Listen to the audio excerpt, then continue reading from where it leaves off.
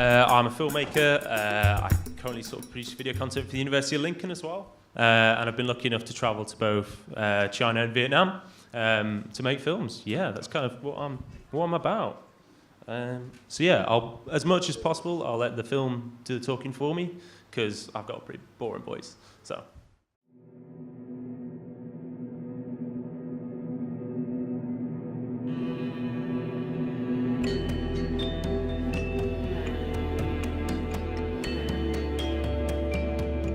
Kind of does feel a bit like a gateway into almost a different world.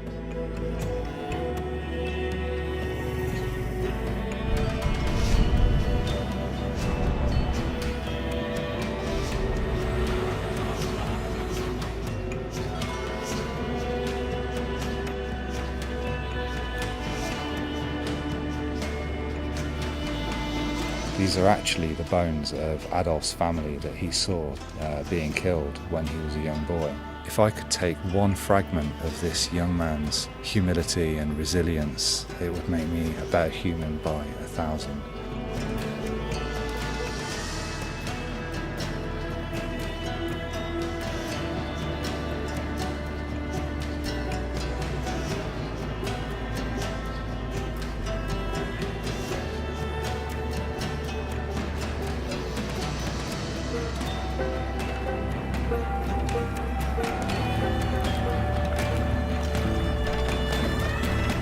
Sometimes we found some people go in the bath, they feel so hot.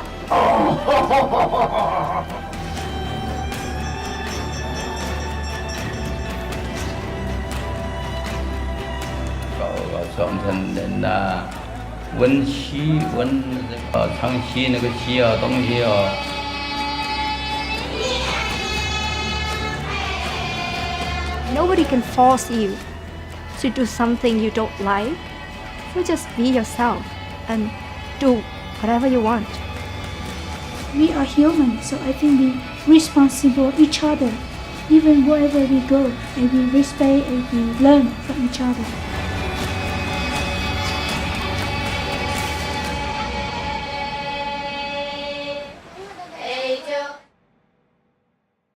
So yeah, that's just sort of a taster of the kind of thing that I do. So that's sort of a mixture of footage, not just from Vietnam, but from China as well. Mixed in with a little bit of documentary I shot at a Hare Krishna monastery in Watford. If you've ever been there, it's an incredible place. I recommend you go if you're like going through a hard time or you've broken up with someone. It's a great place to go. No caffeine, no alcohol on site. It's just amazing. They do, I think, 40 quid a night, I think. So just go there for a couple of days. It's just incredible. They wake up at like 4:30 and start chanting mantras, which is great when you actually want to get up for it. But the next day when you're like, I kind of want to lie in, it's not quite as nice. But yeah, so yeah, I went out to Vietnam with a scholarship. So I was really lucky that I got on the scheme and I made a documentary that got me there. So I met Brian and Parry, two guys from World Nomads in Vietnam, along with our producer, Lam. This is me just after getting off 2 flights, landing in Hanoi, knackered because I don't sleep on flights. And then we got a sleeper train, thinking I'd get some rest, but I found out I couldn't sleep on that either because we were going all the way up into the mountains. And I'm 6'5" and I was crammed into a tiny little sleeper carriage. So I probably didn't make a very good first impression when I met everyone when they got off the flight. But yeah, this is me sort of 2 days in. We're just about to get a taxi to Lao Cai. No, sorry, we're in Lao Cai. We're going to Sapa, which is like another hour from where we were into the mountains, essentially. So I thought it'd be better just to show you really what that sort of journey was like, which is something we were keen to get into the film. So this is a little segment from the film that me and Brian made, which sort of takes you from the airport all the way through the mountains to Sapa. Sapa is like a small family, way off the north of Vietnam. My name is Shu Tan. I'm the founder and director of Sapa Chow. Our mission is to create better opportunity for education, jobs, sustainable, and standard of life for the local people. Sapa Chow's meaning thank you, Sapa. This word is very strong to me. When you're all child, Thank you. Yes.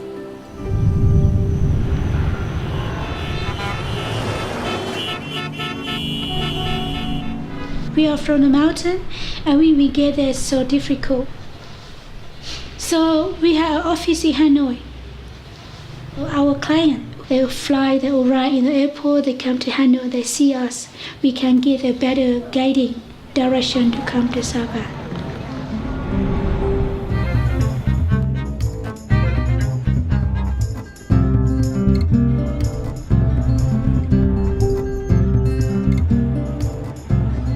I think Sabah is a very special place. It kind of does feel a bit like a gateway into almost a different world.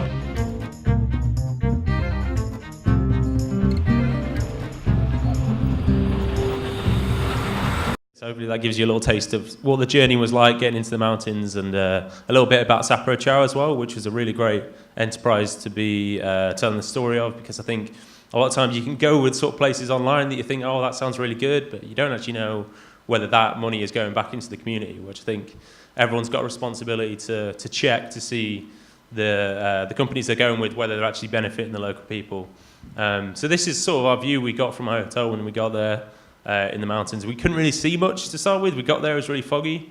We went in February, so it's still like we could hardly see our hand in front of our face, so we didn't really know what we were looking at for the first couple of days. And I definitely underpacked as well, because I was told by Parry that it was going to be really cold, but I was like, ugh, Australians, they probably think it's cold, but, you know, we're used to cold weather. It's probably summer over there in Australia. They're exaggerating, but no, it was absolutely freezing. So I only really bought T-shirts, so the first thing I had to do was go out and buy a few warm clothes, really. But yeah, to start with, we didn't really know what we were sort of dealing with until the sort of weather cleared up. Yeah, this is a little bit of the team. So this is Parry on the left, who was absolutely brilliant. She was sort of our producer from World Nomads, so she was sorting us out and looking after us, and generally had some really great input for the film as well. In the middle, we've got Zung, who actually is a student at Sapro Chow, so she was actually learning to be a tour guide, and she was being mentored by Mei Swan here on the right. So she actually benefits from the whole Sapro Chow scheme. So she's managed to work for Sapro Chow, taking people to homestays in the mountains while also benefiting not just herself but the local community as well, which is really cool. So yeah, this is a little bit of the sort of setup we had. So it was a really great way to actually get to know everyone, really. Like, I'd recommend whatever you do, make sure you make a film when you go traveling, because it's such a great way to go and meet people. So we got to stay with a family up in the mountains, and you can see our producer, our fixer, Mei Swan here on the left. So yeah, me and Brian sat down with a lot of the local people and just really got to know their story, really. And that's one of the really lovely things about travel filmmaking, really, is you get this really, like,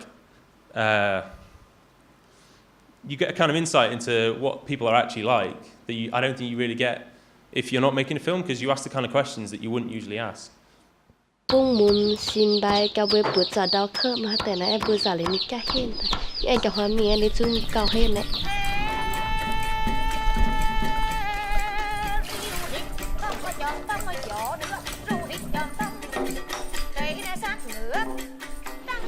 Sometimes we found some people go in the bath, they feel so hot. Oh, that's so hot. How I can go out? Or I don't know how to sit in. Now that's what we're talking about. But when they sit down, they don't even come up, because medicine and hot bath make them feel very relaxed. I'm sure Brian will appreciate that. I've shown you that clip twice now this evening. That was a really weird experience, because I'd only just sort of met Brian a couple of days before, and I suddenly had to film him getting naked into a medicine bath. So that was a fun one of the sort of things you don't expect when you're traveling. Yeah, that's one of the things they do for a lot of tourists. To sort of, they do a herbal remedy bath. They don't tell you what the ingredients are, but it's amazing. But I could only sort of experience my sort of like bottom half, because I couldn't actually fit in the barrel. So yeah, I stayed in for about 10 minutes. I think Brian had to be like dragged out. He was in there for a couple hours. But I wanted to talk to you about Ling. So Ling is one of the teachers at Sapro Chow, and she teaches people how to be a tour guide, as well as develop their English skills. And this is probably one of the most powerful things that happened on the trip, because we really sort of shared a really sort of intimate moment where she sort of told us about her life, essentially. And I'll show you a clip. I'm Ling, and coming from Hanoi.